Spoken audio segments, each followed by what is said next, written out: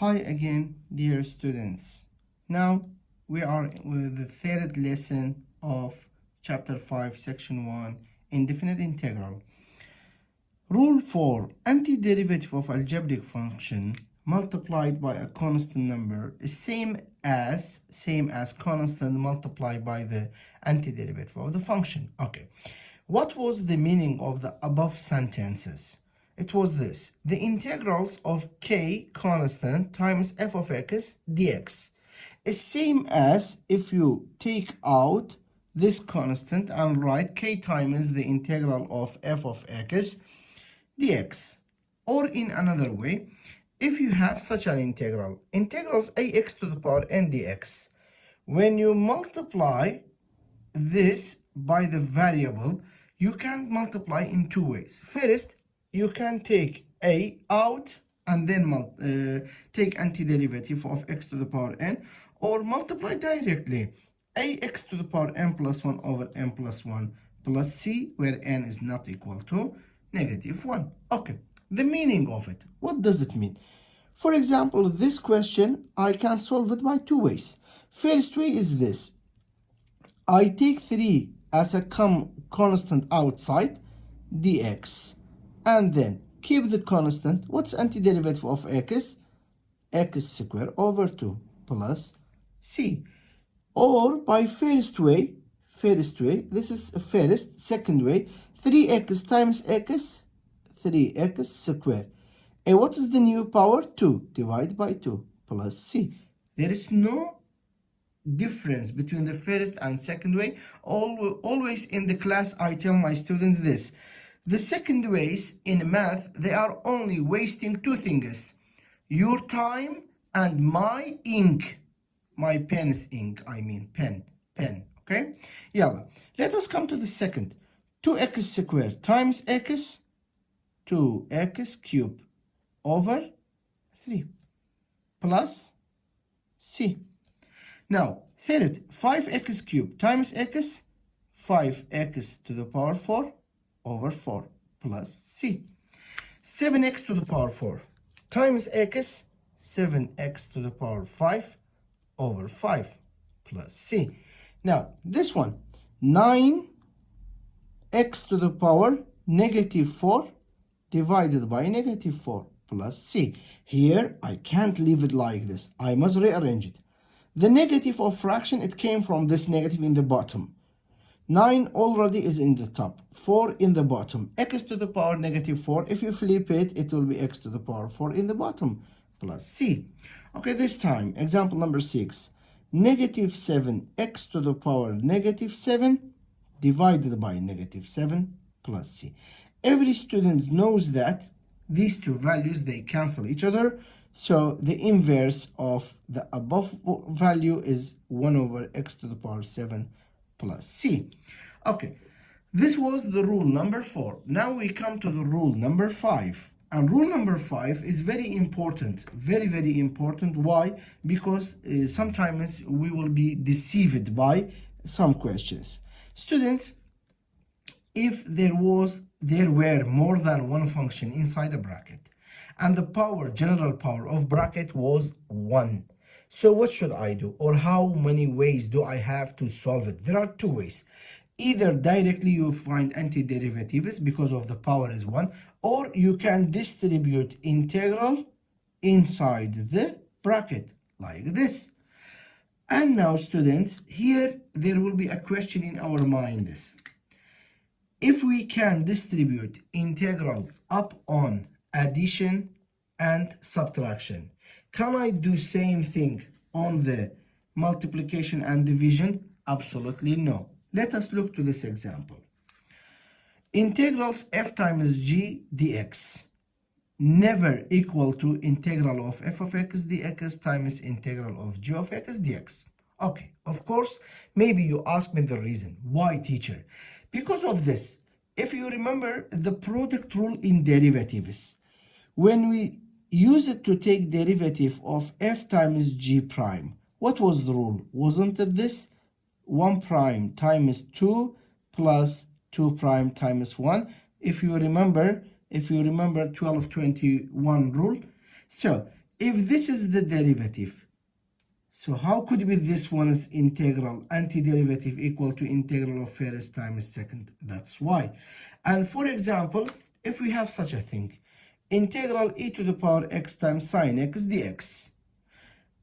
If you can't distribute integral upon multiplication, so never try to do this mistake. This was multiplication. What about division? Also for the division, students, please don't do this mistake. The integral of f of x over g of x dx never and ever equal to the integral of f of x dx divided by integral of g of x dx, like this. Integral x over sine x dx is not equal to the integral x dx over the integral of sine x dx. I hope you understood my aim from this explanation. Okay, let us come back to our lesson. So students, I want to find antiderivative of this one. Since the general power is 1, so I don't waste my time and my ink. So antiderivative of 2x, x squared, minus antiderivative of 1, x plus c. Okay, second example. Antiderivative of 3, 3x. How did I know? 3 times x, 3x. Minus 2x's antiderivative, x squared plus c. Okay, let us come here. Example number 3. Antiderivative of 2x or the integral of 2x, there is no different, x squared minus 3x squared antiderivative x cubed plus c. Okay, now come here.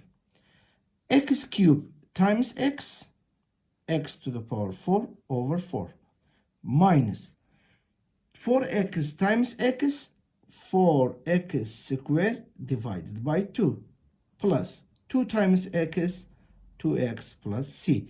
Now don't forget, this is not simplest form. 4 over 2, 2x squared plus 2x plus c. Okay, students. Now, here we have a problem. What is that problem? When I see the general power is not 1, is not equal to 1. So what should I do? First of all, look, I just want to remind you one thing. Binomial expansion or the Pascal's expansion, okay? If you have a minus b or a plus b squared, what was the rule? It was like this. First square minus or plus 2 times first times second plus second square. Till now, there are some students, they are repeating this mistake. A minus b square or a plus b square is not equal to a square minus or plus b square. Try to learn the difference between them, please. Try to not to do this mistake. So here, students, I must use binomial expansion. Before I solve the question number 5, I must look 2x squared minus 1 to the power 2's expansion equal to what? First square, 4x to the power 4 minus twice the first times second, 4x squared plus second square 1. So I can write this integral again as 4x to the power 4 minus 4x squared plus 1 dx. And now 4x to the power 4 times x, 4x to the power 5 divided by 5 minus 4x squared times x, 4x cubed divided by 3 plus 1 times x, x plus c. This one is the answer. It's not so complicated. I hope you learn this expansion because it is very, very useful. Okay.